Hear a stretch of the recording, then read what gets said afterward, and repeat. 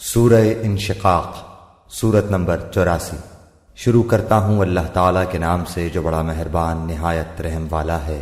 جب آسمان پھٹ جائے گا اور اپنے رب کے حکم پر کان لگائے گا اور اسی کے لائق وہ ہے، اور جب زمین کھینچ کر پھیلا دی جائے گی اور اس میں جو ہے اسے وہ اگل دے گی اور خالی ہو جائے گی اور اپنے رب کے حکم پر کان لگائے گی اور اسی کے لائق وہ ہے۔ اے انسان، تو اپنے رب سے ملنے تک یہ کوشش اور تمام کام اور محنتیں کر کے اس سے ملاقات کرنے والا ہے، تو اس وقت جس شخص کے داہنے ہاتھ میں اعمال نامہ دیا جائے گا اس کا حساب تو بڑی آسانی سے لیا جائے گا اور وہ اپنے اہل کی طرف ہنسی خوشی لوٹ آئے گا۔ ہاں، جس شخص کا اعمال نامہ اس کی پیٹھ کے پیچھے سے دیا جائے گا تو وہ موت کو بلانے لگے گا اور بھڑکتی ہوئی جہنم میں داخل ہوگا۔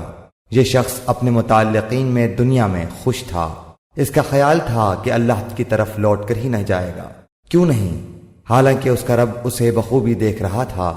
مجھے شفق کی قسم اور رات کی اور اس کی جمع کردہ چیزوں کی قسم اور چاند کی جبکہ وہ کامل ہو جاتا ہے، یقیناً تم ایک حالت سے دوسری حالت پر پہنچو گے۔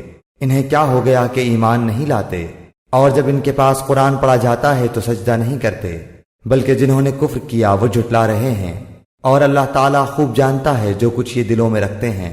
انہیں المناک عذابوں کی خوشخبری سنا دو۔ ہاں، ایمان والوں اور نیک اعمال والوں کو بے شمار اور نہ ختم ہونے والا اجر ہے۔